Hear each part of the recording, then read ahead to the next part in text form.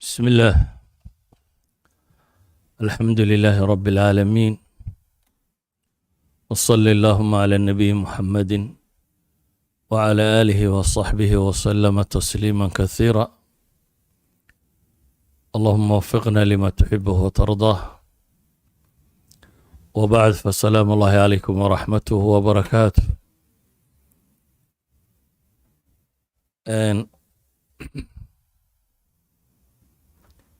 labada darisee la qoondeeyey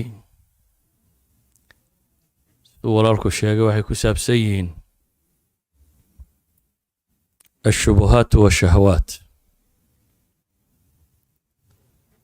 madmadowga dadka diinta laga geliyo iyo dariiqa xaqa ah, iyo shahawaati nafs, waxyaabaha naftu ay jeclaysato ee baadinimada keena. midna xagga caqiidadu galaa labadan shay, midna xagga acmaasha ayuu galaa inta badan. waxay culammadii hore odhan jireen labadani waa aslaa shari fi lwujuudi alinsaani bay dhahaan. sharka bini aadamkaba labadan baa u asala. waa laba xanuun oo ku dhaca qulubta qofka bini aadamka ah oo ka fogeeya ilaahay cabsidiisa, ilaa xad ay bacd alculamaa ku tilmaamaan afdalu nnaasi man lam tufsid ashahwa diinah walam tazil ashuhba yaqiinah. dadka waxa u fiican bay dhaheen ninkan diintiisa aanay shahwaatu nafsigu ka fasahaadin, ama yaqiintiisa iyo iimaankiisa aanay ka khalkhalgelin shubahaadka. ee aakhiro wuxuunbaa badbaadaya yowma laa yanfacu maalun walaa banuun ilaa man ata allaha biqalbin saliim. waddannada muslimka markii la joogay, marka shubahaadka laga warramo inta badan waxay ahaan jireen shubahaatu ahlilbidac. dadka bidcaadka ku dhacaa waxyaabaha qaldan ay ismoodsiiyaan inuu sax yahay ee ilaahay ku caabudaan. laakiin duulkiina halka jooga waxay inta badan iyagu la kulmaan waa shubahaatu ahlilkufr. waa madmadowga dadka laga gelinayo rumayntay diintooda rumaysan yihiin, hadday tahay arkaanuliimaankii iyo hadday sharaa'icda tahayba. ilaahay subxaanahu wa tacaala iyo rusushiisii iyo kutubtiisii iyo qiyaamaha iyo jiritaankiisa iyo ghaybka oo dhan.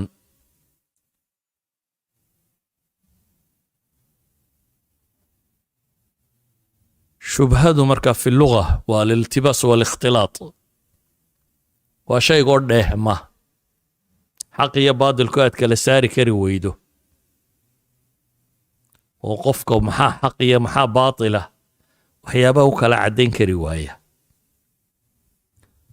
haddaba shubhadu inta badan aynu tilmaamayno ama aan rabno inaynu wax ka tilmaamno waa shubahaadka caqliga ee diiniga ee caqadiga ee qofka diintiisa ka xumeeya. waana xad hadduu shubhadaasi qofka galo waa marad. ilaahay uu qur-aanku inta badan munaafiqiinta iyo kafarada iyo ahlu shakiga iyo dadka noocaas yow kaga warramo fii quluubihim marad fazaadahum allahu marada. ilaahay ku tilmaamayo waama aladiina fii quluubihim marad fazaadathum rijsan ilaa rijsihim wamaatuu wahum kaafiruun. waa marad marka koowaad inta badan masaa'il fudud ku bilaabma, laakiin marka dambe diin la'aan dadka bada. marka dambe diin la'aan dadka bada. kama hadlaya in badan shubahaadkaasi iyo radintooda. waxaa laga yaabaa goobo aan tan masaajidda ahayn ama meelo kale in lagaga hadlo, laakiin waxaynu tilmaamaynaa feejignaanteeda iyo sida loo daweyn karo. oo asiiba dadkan waaweyn waa yeelka wax iyaga la gudboon ubadkii iyo dadkii in looga feejignaado mashaakilka kan iyo siyaabihii loo daweyn lahaa shubahaadka qaarkood waa طائف من الشيطان oo waxaa ku filan alisticaada waa waxaan bini aadamka qalbigiisa degana khawaatirun ku soo dhacdaya oo inta badan qofku iskaga difaacayo sidii xadiidkii nabigu uu sheegayay inaad shaytaanka iska naartid acuudu billahi min ashaytaan alrajiim shubahaadka qaarkoodna inta lagu celceliyo jawaanib badan laga keeno ayay degaan dadka badh kuwaasi waxay u baahan yihiin fasaluu ahla dikri in kuntum laa taclamuun in dadka aqoonta u leh waxa kan la weydiiyo ilaahina subxaanahu wa tacaala kitaabka qur'aanka ah ma jirto iyo sunnada nabiga calayhi salaatu wasalaam gaala shubha ay soo arooriso aanu ka jawaabaynin ilaahay nabigiisi muxamed calayhi salaatu wasalaam ba wuxuu ku leeyahy walaa ya'tuunaka bimathalin ilaa ji'naaka bilxaqi wa axsana tafsiira wax kastoo ay kuula yimaadaan waxaanu kuu keenaynaa baa ilaahay leeyahy subxaanahu wa tacaala wax fardaamin kara oo xaq ah kitaabkaasi ilaahay wuxuu ku tilmaamay wanazalnaa calayka alkitaaba tibyaana likulli shay wahudan waraxmatan wabushra lilmuslimiin kitaab baanu kuu soo dejinnay wax walba kuu caddaynaya baa ilaahay yidhi subxaanahu wa tacaala wax walba caddaynaya oo hanuun iyo naxariis ay ugu sugan tahay dadka rumeeya dhibteennu se waxay u badan tahay kitaabkaynu ghaafil kannay oo wixii wax daweynayay ayaynu moogannahay waxaa laga yaabaa dadka intiisa badani inaanay akhriyi karinba inta akhriyi kartaana inteeda badani inaanay fahmi karin inta wax ka fahmi kartaana in badanoo ka midi waxay u baahnaayeen inaanay kala soo bixi karin ka istinbaati karin ayo inaad darajadaa gaadha waa masale dambe laakiin waxay leenahay xaqiiqa ahaan wixii loo baahnaa isagay ku jiraan rusushana hadduu kay la hadlayaan mulxid yaana ilaahay jiritaankiisa rumaysnayn iyo hadduu yahay ku ilaahyo badan rumaysan iyo hadduu yahay ku aakhiro inkiraya iyo hadduu yahay ku rususha inkiraya qur-aankan baa la yidhi nebiga kula hadal calayhi salaatu wasalaam lama odhanin meel kale daliil uga baadi doon waayo rususha daliilo kale waxyigaasaa la soo siiyey taa macnaheedu waxa weeyaan dadkan dhammaantood bikulli fi'atihim isku dar hadday malaaxidayiin hadday ilaahyo badan caabudayaan hadday aakhiro dafirsan yihiin hadday rususha dafirsan yihiin hadday malaa'igta dafirsan yihiin intaba ilaahay wuxuu kula hadlayaa qur'aanka kan taa macnaheedu waxa weeyaan intaas oo mas'alo oo la tilmaamayo xujadii aad u baahnaydee dad lagu qancin kari lahaa waxay ku jirtaa qur'aanka kan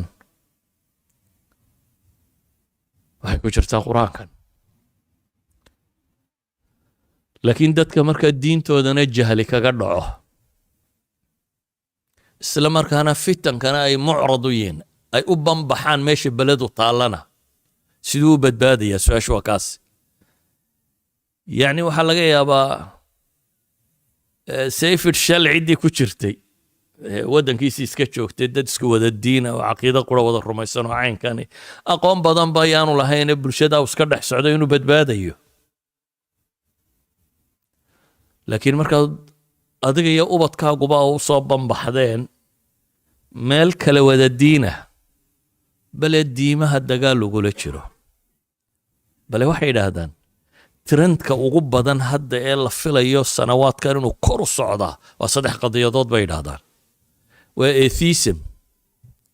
qadiyadda diin laawanimada iyo ilaahay ma jiradu kor bay uga socotaa galbeedka qadiyadda shuduudka iyo ragga ku kaaftoomaya waxa la mid ah iyo faafinteeda iyo dhigisteeda iyo qaanuun samaynteedu kor bay u socotaa qadiyadda mukhaadaraadka iyo taqniinkeedu in la qaanuuneeyo stabiskeedii baa bilaabay iyana kor bay u socotaa waxaan filayaa waqti aan sii fogeyn inay mukhadaraadku la noqon doonaan sida khamriga iyo sigaarka iyo kuwa dushun lagaga qori doono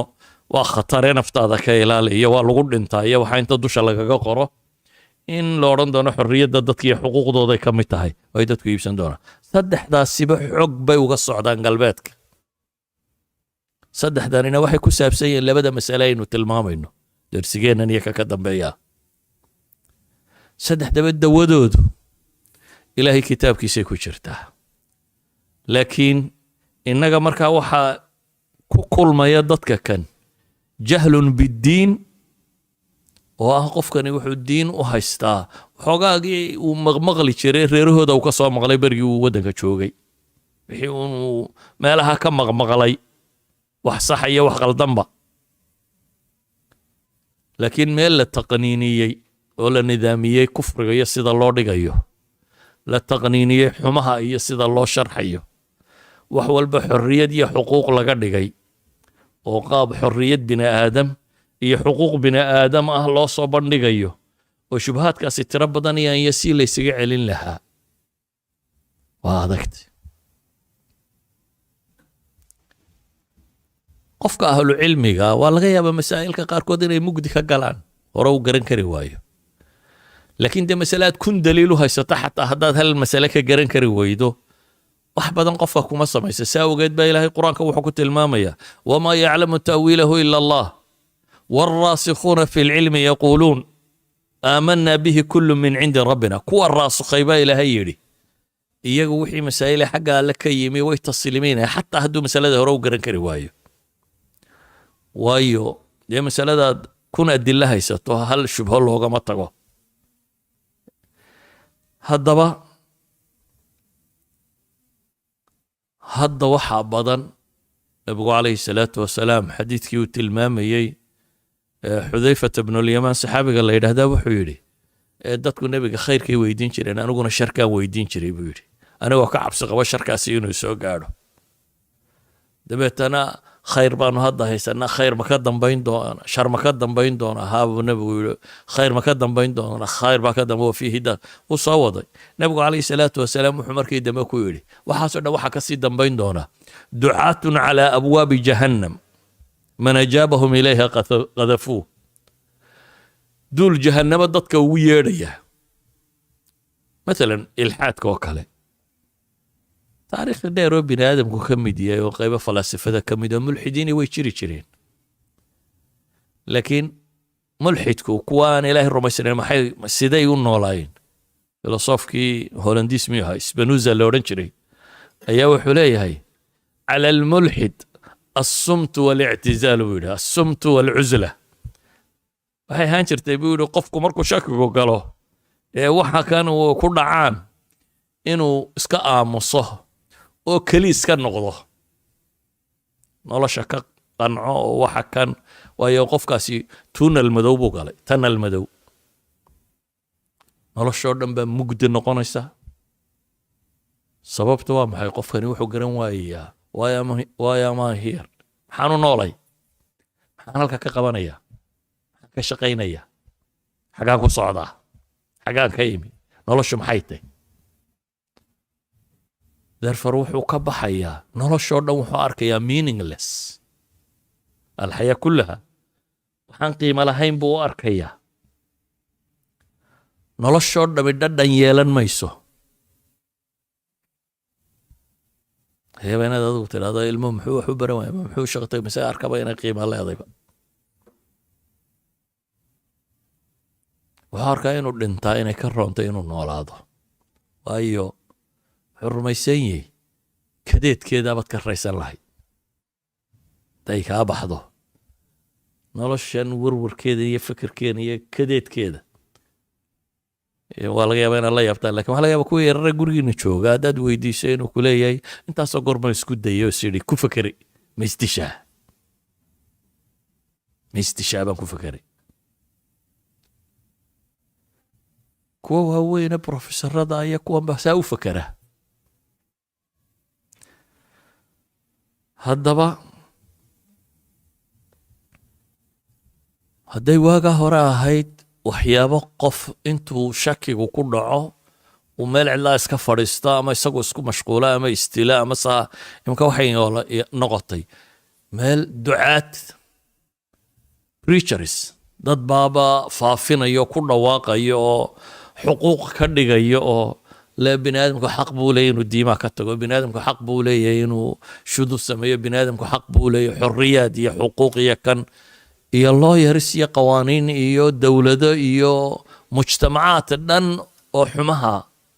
guide garaynaya oo ilaalinaya oo dhigaya.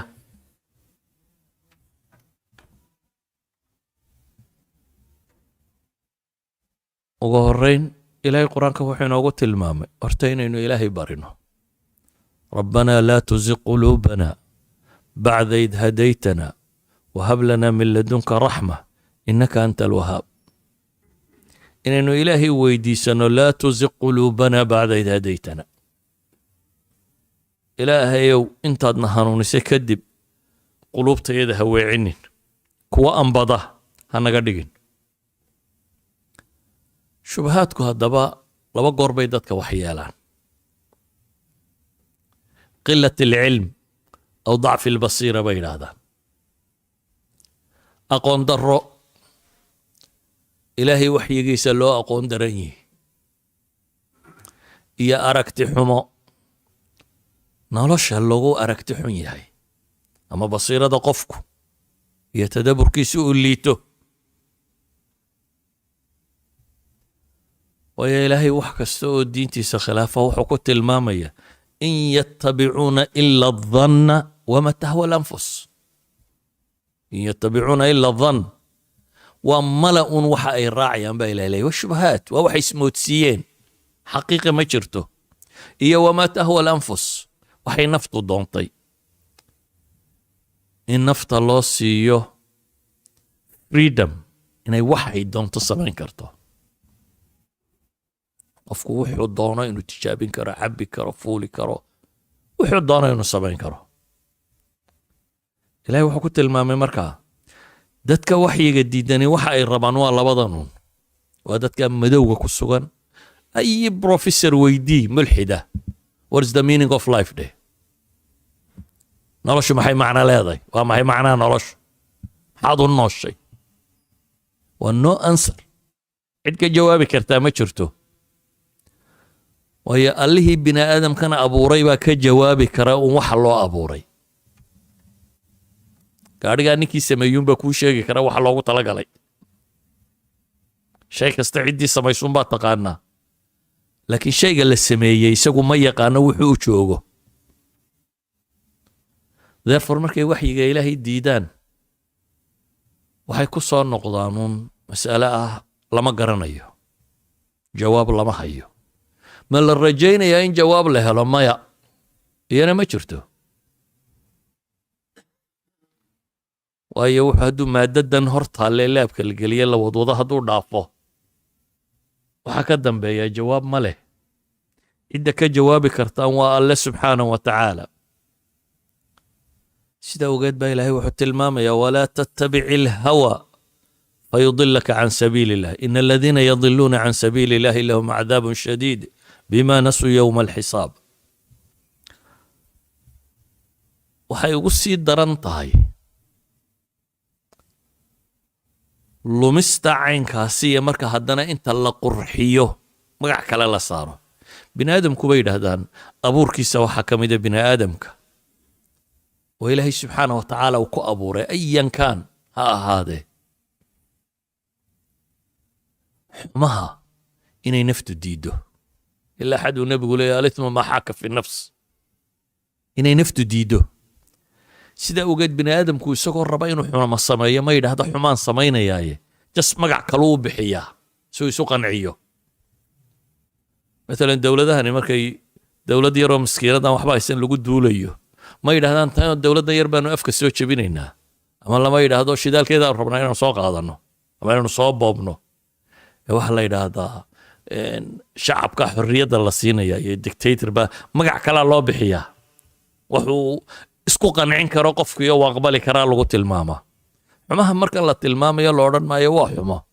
waa xorriyad iyo waa xuquuq iyo erayo kaloo bini aadamku uu jecel iyo agtiisa qiimo ka samaynaya ayaa dheeha kalaa la saaraa si awgeed baa ilaahay wuxuu leeyahy afaman zuyina lahu suu'u camalihi afaman zuyina lahu suu'u camalihi fara'ahu xasana faina allaha yudilu man yashaa wayahdi man yashaa ilahay wuxuu tilmaamayaa ma mid loo qurxiyey camalkiisii xumaa oo u arkay inuu wax fiican yahay camalkiisii xumaaba loo qurxiyey markaasuu mooday wax fiican inuu yahay kaa iyo dee ninka xaqa arkaya may siman yihin ilaahay baa faina allaha yudilu man yashaa wayahdi man yashaa idan ayuha alaxiba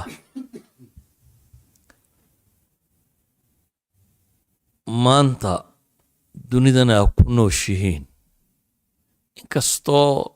laga yaabo dhul fog oo aydan filanayninba in qurunkani gaadhay waayo dunidu badkan mubaashirka iyo tv-gan iyo netkan iyo waxaan isku xidhan dunidii waxay ka dhigtay maxay meel isu furan waxay idhahdaan taariikhdii hore bini aadamku cadowgiisa dagaalkaasuu isaga ilaaliyo qalcad buu samaysan jiray bay yidhahdaan qalcada iyo suur dabeetana inta gudooda la galo dee ninkan faraska watiyo seefka watiyo leebka watiyo wax wata aanu ku soo gaadhaynin xadaaradda waxay gaadhay bay yidhaahdeen hubkii la samaystay qalcaddaa in la dumin karo ama madfaca noqoto ama dayuuraddan iyo waxna noqoto marka ma jiro nin meel isku qarin karaa oo oodan karaa waxay markii hore ta kale afkaarta iyo waxaasina cidda meel haddaad tidhahda ha iga soo gelinoo xad aad ka samaysato xuduud yeelato oo aad u diiddo dadkaasi inaanay fiisa la-aan meeshaada ku imanin waxay ahayd maca afkaartiisa inuu kaa joogo maxay halkaa uu kaa joogay technologiga cusub wuxuu sameeyey inaan ninnaba meel wuxuu ku qarsan karin ninnaba marka gurigii aad adigu dhisatay carruurta iyo islaanta ku xaraysataa laga dabagalay iyadoo aan cidina adiga fasax ku weydiisanin dabeetana waxay u baahdaan oo dhan meesha gudaheeda bahalka yarow gacanta ku sito ayuu ugu jiraa marka meel badan oo lagu dhuuntaa ma jirto laakiin wax waliba xal bay leeyihin waxa uu dadku u baahan yahay waxa weeyaan mushkiladdii waa tanoo waa aragnaaye xalkeedu muxuu yihi ma inaynu isdhiibnaabaa xalkeedu qur-aanka ilaahay wuxuu tilmaamayaa wajacalnaa minhum a'immatan yahduuna biamrina lama sabaruu wa kaanuu biaayaatina yuuqinuun waxay dhahaan labadan mas'ale aayaddana ay sheegtay labadan xanuun aynu sheegnay waa dawadooda ashubahaat washahwaat shahwaatu nafsina asabr ayaa lagu daweeyaa bay yidhaahdaan waa can ilmacsiya iyo maladaadkeeda in laga sabro cibaadada in lagu sabro sabr baa lagu daweeyaa bay yidhaahdaan tan kalena dee yaqiin baa lagu daweeyaa yaqiintu adilay ku dhisan caqiida lagu daweeyaa waa in shubhada tan qofka qalbigiisa laga saaraa marka cilaajka naafica ahi inta aynan shubahaadka xabad xabad uga hadal aan la odhanin ilxaadka maxaynu ka nidhahnaa kaa maxaynu ka nidhahnaa kaa maxaynu ka nidhahnaa kaa maxay intaanad waxaa ka odhanin waxaa ka horeeya asaaska inaad binayso asaaska inaad binaysaaba ka horeysa oo ah dadkanaynu dhalle iyo ummadeenna iyo nafteennaba inaynu iqaamatulxuja cala annaas samayno inaynu marka hore dadka diinta caqiidadooda dhisno intaynan shubahaad ka reebin qofku hadduu caqiidadiisu si fiican u dhisanto shubhada wuu iska celin karaa laakiin haddaan usuushaba dadkan la barin shubahaadkana loo bandhigo waxaad rajaynaysaa muxuu noqonayaa marka ilahay qur-aanka wuxuu leeyahy faclam annahu laa ilaaha ila allah wastakfir lidambik وللمؤمنين والمؤمنات والله يعلم متقلبكم ومثواكم بربا إلهي لي يقرأ أنه لا إله إلا الله أقوم بي أبا هانتي إذا وحلنا أقوه الرين شيء كواد وإقامة الحجة على الناس وضدك أصول العقيدة إن نوردقنا أصول العقيدة إن نوردقنا هدانا دوردقين وأدكت صدح ذا وحان شيء مدنا بينت كعلسه والله يا صدح ذا بين هذا تقول نعبتي إنه الماء ملحد نقضين أطربين إنه شوات كبيرين أطربين إنه دروغستي نوعا نقضين أطربين لكن kaasi waa waxaad sheegaysee waxa aad samaynaysaa ma tilmaamaya waxaad samaynaysaa koowaad ee cilaaj ahay wuxuu yahay in caqiido sax ah aynu marka hore dadka bar caqiido sax ah oo ilaahay kitaabkiisa adilla ku filan hadday tahay adilla jiritaanka ku saabsan hadday tahay adilla ku saabsan sidqu nubuwa hadday tahay adilla ku saabsan qiyaamaha iyo adilladu u baahan yihiin hadday wax allaaliya waxaynu mas'ale ka warramaynaa ama qayb ha haataa ama shaahid ha haatee waxay doontaba ha noqoto adiladeeda oo caqliya inta aynan sharciga u tegin waayo qur-aankan dadkii lagula hadlayay mabay rumaysnayn marka hore nabi maxamed gaal uu yimi soo gaalama ahayn dadku dabeetana qur-aan baa soo dogayo sidaa ku dhabaa lalahaa gaalkani qur-aannimo isagoo aan u rumaysnayn baa waxaa la tilmaamayay masaa'ilkani inay logic yihiin oo caqligiisa gelayaan inay ka dhaadhicinayaan ilaahay jiritaankiisa iyo rasuulka rasuulnimadiisa iyo aakhiro jiritaankeedaba isagoo gaalaa lagula hadlayay inaga waxaynu haysanaa qur-aanka in dadka mu'miniinta lagula hadlo gaalka maxaa lagula hadlaya markaa maadaa wax kala keenaya ilaahay nabi maxamed qur-aankan buu u dhiibay oo yidhi ku dheh qul miidhani ku taalla ku dheh oo saa u sheeg hadday saa ku idhaahdaanna saa ku dheh shubahaadkooda ilaahay qur-aanka tirinaya saasay idhaahdeen saadhe baa ilaahay leeyay saasay waxay shubha yidhaahdeen qur-aanka dhexdiisaad ka helaysaa oo ilaahay ka jawaabayo subxaanahu wa tacaala idan waxaynu leenahay caqiidadan wixii lagu dhisi lahaa ee gaal iyo muslimba loogu dhisi lahaa loogu sheegi lahaa haddaad qof rabto inaad diin u sheegto waxa ugu fiican aad u dhiibta waa kitaabka qur-aana haddaan luqa carbeed garanayn bal cala alaqal kitaab tafsiir oo afkiisa ku qoran inaad u dhiibto axsan shay ama professor ha ahaado ama wuxuu doonaa ha ahaado ama nuclear ku takhasuso ama wuxuu doonaa ku takhasuso ilaahay qofkana abuuray kan buu soo dejiyey laguma odhan adigu caqligaaga wax uga daydayo adigu wax ku dhexdheh cidna kuma odhanin laakiin waxaynu u baahanahay inaynu kitaabkan fahamno marka maadaama isaga loogu talagalay gaal iyo muslimba in lagula hadlo wax loogu sheego wixii aadam dhalay in lagula hadlo iyo wixii jimba ka tirsanaa kitaabkan waxaynu u baahannahay asalka ah inaynu dadka u dhigno isagaynu ka helaynaa mas'ale kastoo layna weydiiyey jawaabteeda laakiin waxay ku xidhantahay madaa fahmina inta aynu ka garanaynay ku xidhantahay jawaabtaas aynu ugala soo baxayna aqoonteennu intay gaadhsiisantahay aynu kitaabka u leenahay kaasi waa qodob koowaad aan tilmaamayo diinta inaynu dadka barro waa xujadii nebi maxamed loo soo dhiibay ee ku oogno xataa kaan rumaynaynin inaynu xujada ku oogno waayo qur-aanku wuxuu nebigu calayhi salaatu wasalaam wuxuu sheegay aakhira ambiya inay imanaysaa cidiba la socon ama midi la socdo ama laba la socdaan maxaynu odhanaynaa ambiyadaasi may guulaysanin miya maya ambiyadu shaqadii loo diray way qabteen oo waa maxay shaqada loo diray shaqada loo diray waa dhowr miduun inay noqoto inay xujada markay dadka u sheegaan inay dadku rumeeyaan kuwa waxa la yidhi taskiyatu nafsi iyo tacliimba u sameeya inay tababaraan oo naftooda tahiraan oo waxyiga baraan oo diinta baraan oo kuwa kalena waa iqaamatu alxujati calayhim aakhira inaanay cudurdaar helin waayo nebiga kan shaqadii loo soo diray hadday raaci waayaan xujadu ku oogay aakhirana cudurdaar ilaahay kama helayaan subxaanahu wa tacaala wuxuu nebigu qur-aanka ilaahay wuxuu ku tilmaamaya cidna inaanu cadaabin wamaa kunaa mucadibiin xataa nabcatha rasuula ma cadaabna cidna inaan rasuul soo dirnay rasuulkan haddaanay rumaynayn maxaa fircoon ilaahay wuu ogaa inaanu rumaynayn maxaa loogu soo diray muse inuu xujada ku oogo fircoon aakhira inaanu odhanin waxba aniga ima soo gaadhin iyo waxba garan maayo inaanay odhan. idan xujada inaynu oognaa oo dadka diinta barnaa labada mid un bay noqon, ama way islaamiyo diintay qaadan, ama aakhiray cudurdaar waayo ilaahay subxaana wa tacaala agtiisa aanay cudurdaar ka helaynin. kuwaynu dhallayna waa la mid, iyo kuwaynu la dhaqanna, iyo kuwaynu wada noo dhami, inaynu xujadaa ku ogno dadka diinta wada barro. haddii kale innagaa dee dambaabayna. nimankii reer banu israa'iil ee magaalada deganaaye laga mamnuucay sabtada inay ugaadhsadaan, markii lagu yidhi war maxaa wax ugu sheegaysaan, maxay yidhaahdeen? macdiratan ilaa rabbikum walacallahum yattaquun. ilaahay inaanu cudurdaar ka helo, xujadii inaanu ku ognay inaanu caddayno, iyo haddii dee qalbigooda diini galayso inay ilaahay ka cabsadaan subxaana wa tacaala. idan waxaan leenahay asalku waa inaynu dadka diintan iyo qur'aanka kan u sharaxnaa, u sheegnaa, gaadhsiinaa, ku gaala iyo ku muslima iyo ku kastaba. waa inaynu isaga ku tasallux, waa inaynu isaga hub ka dhigannaa oo uu noqdaa wuxuu uu sheegayaa wixii aynu sax ku garan lahayn.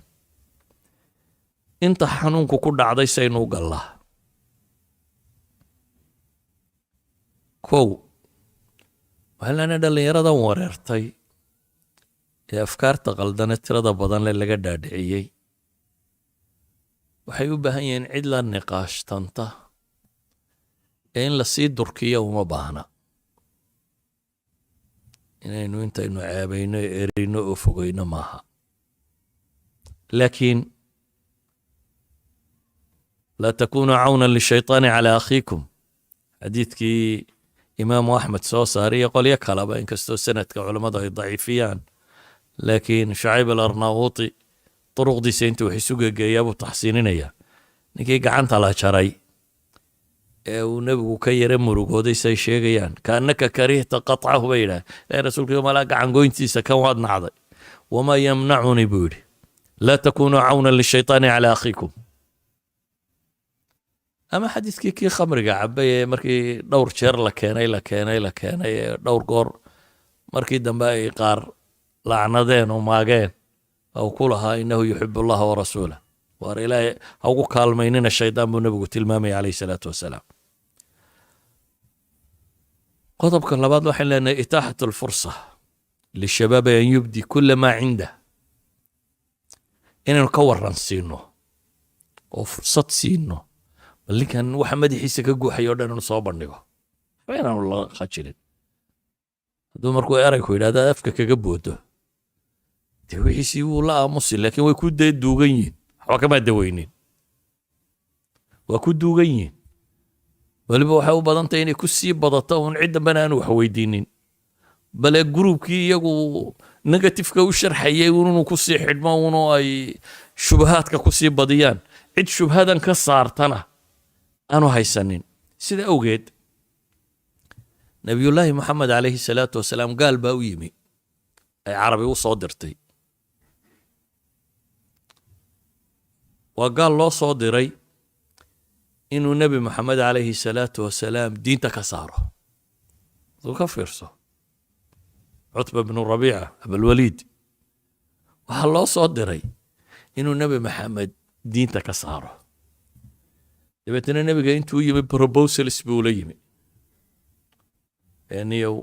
haddaad waxaan doonayso waxaasaanu ku siinayna, haddaad kan doonayso kaasaanu kaa dhigina, haddaad kan doonayso, laakiin dee ilaahiyadadiyadan iyo waxaad warkan aad ka sheegaysaa dhaaf. marka wuxuu wadaa in compromise diinta laga galo, laga heshiiyo, oo isaga iyo nimankii quraysheed negotiation ay wada galaan, oo nebigana la siiyo wixii uu baahan karo. haddaad boqor doonayso boqor baa laga dhigayaa, haddaad xoolo ku doonayso waxa kan annagaa ninka ugu xoolo badan kaa dhigayna, haddaad gabdho doonayso inanta ugu fiican baa lagu guurinaya. yacni wixii maadiya aad rabto ee nolosha ku saabsan, you will get it. laakiin waxaan u baahannahay uun de inaynu masaa'ilkan ka wada hadallo, aad ilaahiyada iyo baabkan cayda ka dayso. nebigu waxaa iyadoo loo akrinaya u dhegaysanayay, kuma odhanin war bal waxaa gaalkii wuxuu ku hadlayaday gaalnimadaasaad ila timi, kuma odhanin, ee wuu dhegaystay. markuu dhegaystay uu ninkani warkiisii gaalnimada ha dhammaystay, nebigu uma jawaabin markiiba, wuxuu ku yidhi afaraqta yaa abalwaliid, warkii ma dhammaysatay weli mise waxbaa kugu hadhay buu leeyahy. yani isagu weli rabaa inuu jaan siiyo, أفرغت يا بل warkii ma kaa soo wareegay buu leeyahay hadalkii ma ka baxday ma dhamaysatay markaasuu yidhi haa markaasuu nebigu aayad qur'aan ku akhriyay suurad suwarka makiga qaybteeda hore ka mid ah ayuu nebigu calayhi salaatu wasalaam ku akhriyay suuraddii markii uu dhegaystay ayuu nin carbeed afkana garanaya buu hayay wuu isbedelay dabeetana nimankii carbeed markuu noqday waxay dhaheen wallaahi rabiica ibnu cutbata ibnu rabiica sidii uu inagaga tegay si aan ahayn buu la soo noqday bay dhahay ninkii aynu diray warka aynu ku diray maaha maxaan qisadan uga dan leeyay qisada imaam alalbani wuu taxsiiniyaa fi siirati waxaan leenahay waxa weeyaan qofkan inaynu dhegaysano bal horta waa ibtilaysan yihi dhib baa haysataa laakiin mashkilaadkiisa kan iyo waxaan madaxiisa ka guuxay iyo waxaan uu ismoodsiiyey ama waxaan loo akhriyay inaynu ka dhegaysano waa mid labaada inaynu ogaanana xiwaarku dee qur-aanka ilahay wuxuu inoogu sheegaa ambiya xataa ilaahay wax weydiisanaysa waid qaala ibraahiimu muxuu nebi ibraahim yidhi rabbi arinii kayfa tuxyi lmowta ilaah waxaad i tustaa dadkan dhinta bal sidaad u soo noolaynayso ama nebi muuse inuu yidhahdo ilaah waxaan rabaa inaan ku arko idan su-aashu waxay doonta ha ahaato waxaynu u baahannahay dadkan inaynu dhegaysanno oo qur-aanka ilaahay wuxuu inooga warramayaa gaalo badan oo xiwaar lala sameeyey qaar wax diidanaa baa ilaahay wuxuu yihi qul waxaad ku tidhaahdaa ara'aytum maa tadcuuna min duuni illaahi arunii maada khalaquu min alard am lahum shirkun fi الsamaawaat iituunii bikitaabin min qabli hada aw athaaratin min cilm in kuntum saadiqiin ilahay wuxuu leeyahy waxaad ku tidhaahdaa war bal waxaan aad baryaysaan ee cibaadada ula imanaysaan itusiya dhulkan waxay ka abuureen maada khalaquu min alard am lahum shirkun fi الsamaawaat kownkan dhana sidan u dhisan ma qayb bay leeyihin ma shuraka ilaahay ku leeyihin iituunii bikitaabin min qablu hada kitaab hore waxaan ka warramayo sidan ku doodaysaan sheegaya hadduu jiro keena aw athaaratin min cilmi ama raad aqoomeed oo waxaa sheegaya hadduu jiro keena yani islaamku cilmi ma diidana laakiin ilxaadku cilmi maaha waa shubahaad la isu geegeeyey saasi awgeed baa ilaahay wuxuu tilmaamayaa xiwaar in lala galo kuwa waxa kana aaminsan ilmahaaga ama ka kugu dhow ama kan xanuunadani ku dhaceen markaad ka dhegaysato wuxuu u baahan yahay inaad maagina haddaad adigu aqoontaa leedayna inaad u jawaabto haddaanad aqoontaa lahaynna inaad u baadi doonto tabiib kaloo daweeya ilmaaga xanuun caadi markuu ku dhaco de haddaad anigu dhakhtar ahayn oo daweyn karan in dhakhtarbaod la raadsaa soo maaha yaa dhakhtarkee fiican baad tidhaahdaa iyo takhasus wadneed yaale iyo waad waraysi tagtaa adigoo raba ilmaha inaad jiradan ka daweyso fakadalik tanna waa jiro kale uun jiro kaloo ku dhacday adigoon waxba war waxay ahayd inaad u raadiso tabiib kaloo daweeya tabiib alquluub dadka ah ee shubahaadka qalbiga bini aadamka ah gala daweeya inaad u raadiso weliba waxa fiican xiwaarkaasi inuu kitmaan ku dhaco waxay jecel yihiin inta badan inaan la ogaanin inay waxay rumaysan yihiin waayo cultural pressure baa jira oo inanka caadade reerkoodii cadaabaa walba waxaa rumaysnaa marka waxa kan iska qiranaya waxba uma arko inaga waxaa jira cultural pressureku wax jira oo nabigu calayhi salaatu wasalaam nin baa u yimi wuxuu yidhi jaarkaygii baan khaatiga taaganay jaar aad u xun buu lahaa nebigu wuxuu ku yidhi alaabtaada intaad qaadato alaabtaadii guriga intaad ka saarto waddada dhig ninkii sidii nebigu yeelay buu sidii nebigu amray buu aqbalay alaabtiisii intuu soo qaatay ayuu waddada dhigtay dadkii baa soo mara war maxaa kugu dhacay baa la yidhaahdaa jaarkaygaa dhib batay oo dee gurigaygii baan uga imi inkaar alle kugu ridbay dadkii oo dhan bay yidhahaan waa maagaan muxuu ahaa ninkan saanu dadka u galay ninkii jaarkahabaa markii dambe u tago wuxuu yidhi waryaha dib kuu dhibi maaye soo haraysa alaabtaada wax dambe kuga yacni ninkan brasharkii mujtamacaa bedelay mujtamaca cadaadiskiisii ayaa bedelay saa daraaddeed ilmahani cultural pressureka haysta buu wuxuu ka cabsi qabaa inuu sheegan kari waayo waxaan laakiin wuu rumaysan yahay wuu qarsanaya wuu rumaysan yahay oo wuu qarsanaya hadday daragtay wuu cabbayaa hadday qurunqadhaadhkan tahay wuu samaynayaa hadday tahay caqiidada tan wuu laakiin wuu qarsanayaa walidaalika waxaa habboon bay yidhaahdaan ragga masaa'ilka khubarada ku ahay in xataa haddaad u geyso cid waxa khabiir ku ah inay labadoodun u dhex ahaato aanad sheegin inaad u dayso isaga iyo tabiibkiisaasi waayo lagama yaabo de intaad maalin u geyso inuu fuxuu ku yidhaahdo dabeetana u kaco maaha suurtagal waa adagtay qofka kani shubahaadkani waa ku biireen marka wuxuu u baahan yahay muddo in xiwaar u furmo labadooda tan oo masaa'il badan maalinba mid laga doodo oo maalinba mid oo waxaa laga yaabaa bila inay qaadato laakiin bila kadib inuu qancin karo waana tajribe aan aragnay rag u dhuun daloola masaa'ilkaasiyo culamo ahi dad badan oo ay diinta ku soo celiyeen oo loo keenay calaa hada alasaas bay ku daweeyeen inay un labadooda dooda u dhexayso aan cid kaleba ogaanin siday u wadeenna ay markii dambe qanciyeen waxaan ku soo koobaya markaa ilaahay qur-aanka wuxuu inagu leeyahy wawxiya ilaya hada alqur'aanu liundirakum bihi waman balag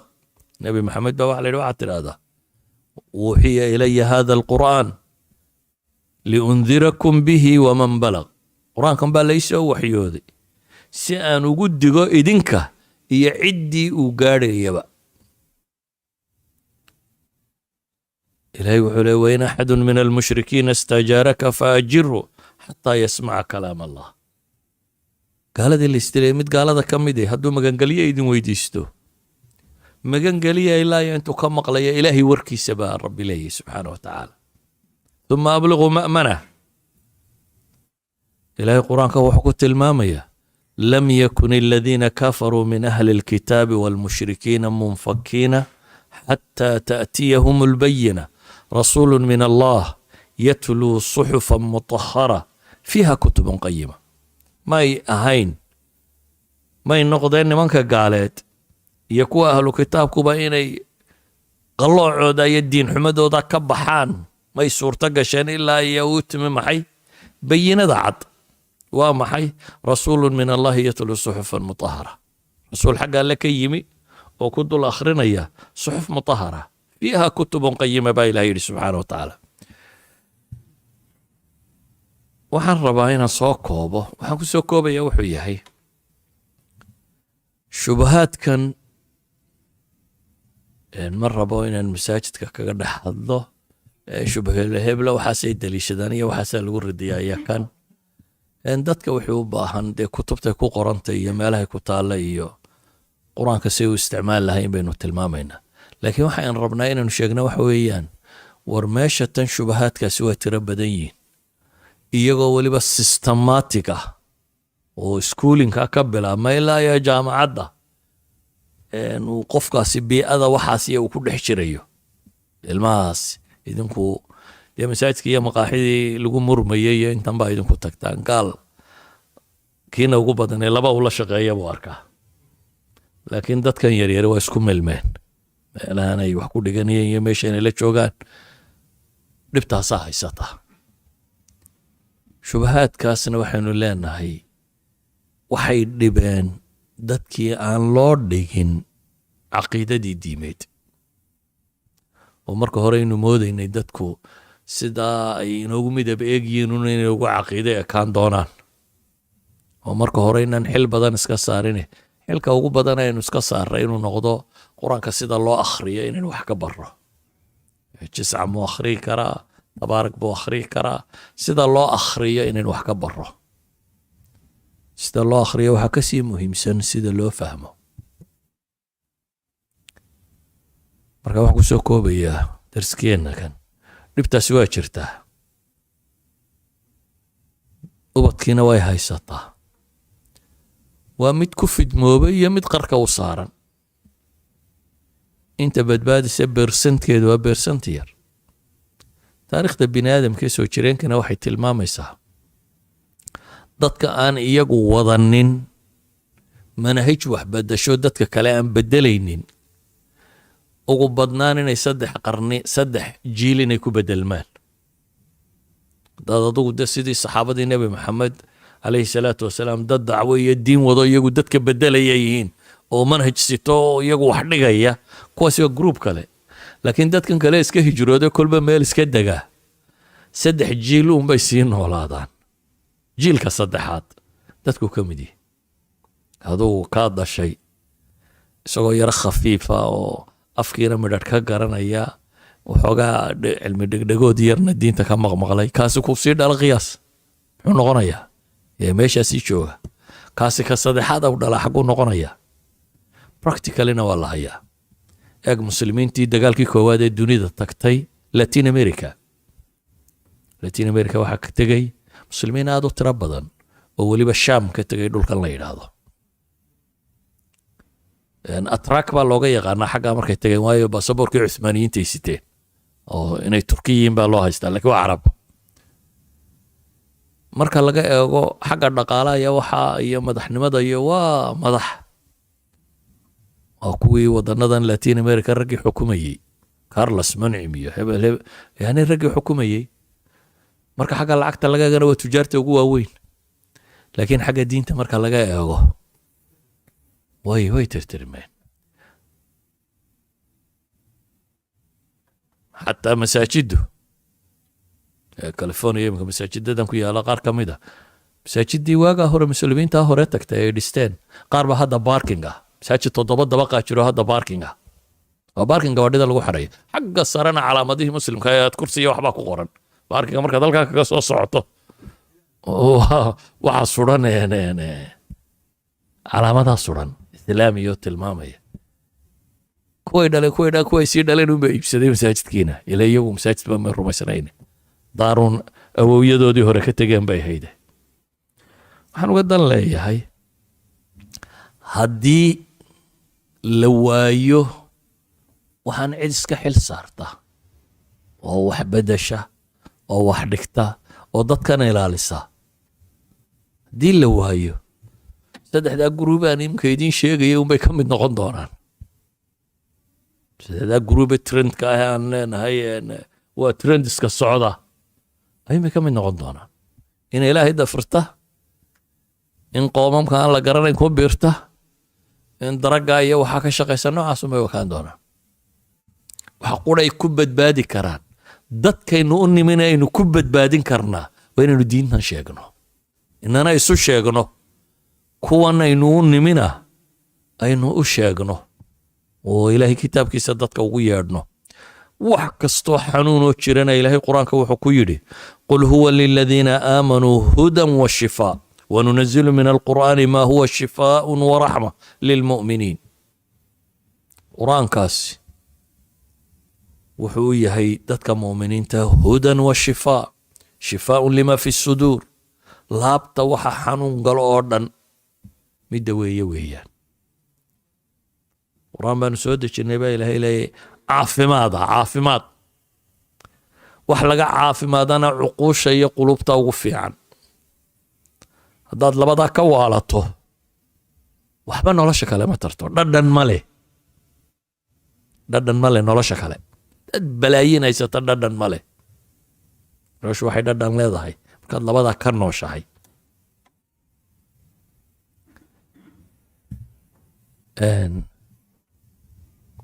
khitaaman lidars, dhibtaasaa jirta, dawadiina ilaahay kitaabkiisay ku jirtaa. labadaa wax baynu u baahanno taxsiin inaynu samayno, marka hore badbaadinno intaanay waxaas ku dhicin, iyo marka labaad oo ah cilaaj fiican inaynu samayno. sala allahu calaa muxamedin wala alihi wasaxbihi wasalam.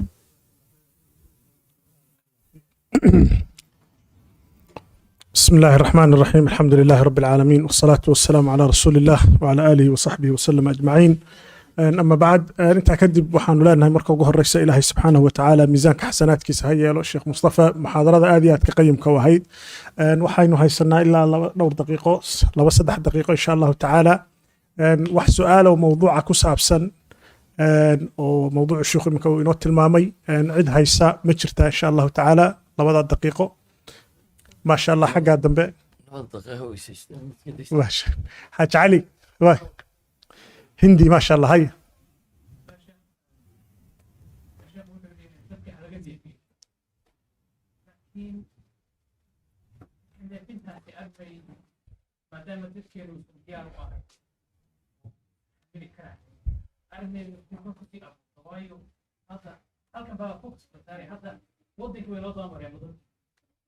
marka in meel gobol jimir kuna qoyn doono waxa dhigi dawladdu way tahay dadka waddanka jooga dad arkisan ma aha dad kamtay hada wada sibriyaan dhaqan kaliya diinta meelaha aan la qaaba hadaba inta telefishan oo soo fadhiista oo oranaya laga waxyaha qofka laga neefiyo wax gacan laakiin saameyn baa ka iman dadka diyaar uma aha inay wax dhigaan dad waxa ka maangaaba dad waxa diinta ku baraarugsanay dadaan dhaqanka garanayn qofka oo naf soo fadhiisanayo waxyaalo dhaqan keliya diinteena aan maasa ku ahayn kaal ogaa dadka ku dhiiranaya waa dadka leeyahay halilay dadka halilay dawada fidnanaya ما شاء الله horta inaynu isfahmnaba fiican neefintan sheegaya waxaan ku idhi qofka inaad adigu xiwaar la gasho waxaan kaloo ku raaciyay bil kitmaan inaad qariso anu kuma odhan tv-ga intaad isugu yeedho maxaa diintu ka qabtaa dheh laakiin waxaan rabnaa waxa weeyaan ilmahaad adigu dhashay mushkiladu ku dhacday saad ula dhaqmi lahayd baynu ka warramayna kama warramayno waxaanu idhi isaga iyo qofka uu xiwaarku ka dhaxaynayana ha u qarsoonaataan ku idhi kuma odhan dadka kale ha ogaadaan ama ha la faafiyo mawduucan inaan halkan kaga hadlo waan diiday waayo uma arko dadkani dad mushkiladan qaba inay yihiin waa laga yaabaa meelo ka gedisan inaan hore ugaga hadlay laga yaaba youtube-ka haddaad gashay inaad hesho 5-6 cajaladooda waxaan ka hadlayo ka hadlay laakiin waa dad gaara waa dadkii waxaan qabay ee xanuunsanayay dee haddaad wax xidhxidhi karaysaanna iskuma baynan soo dhowaanin dad badan baan marinaya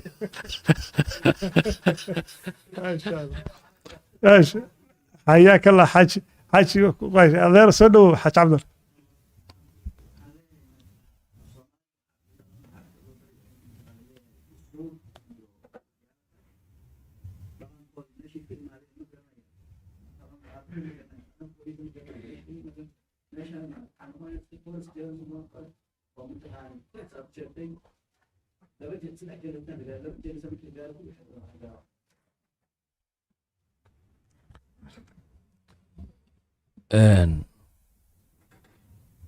waxaan u malaynaya masaajidkeenan hore ugaga hadlay af soomaaliga iyo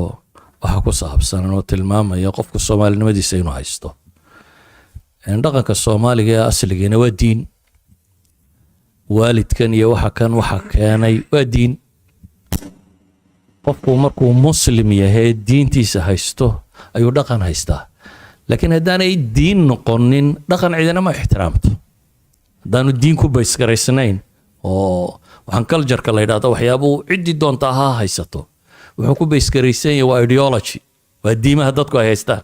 haddaad diinta maydho waxa kale ma hayn kartid sinaba uma hayn kartid waa leenahay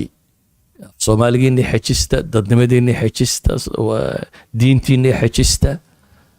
intuba waa asal bay inoo wadayiin waxaad moodaa waayadan dambe cilmaannimadu inay jeceshahay in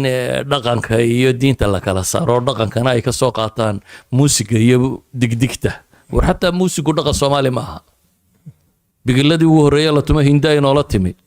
cuudkii ugu horreeye la garaaca cadan carabtii ka timi iyo soomaalidii la socota inoo keentay inagu jaandheer bay ahayd xataa haddaad dhaqan rabto waxaa la tumi jiray sacab iyo caga dhulka lagu garaaco islaamaad durbaan yar gargaraacan jiray ma jiro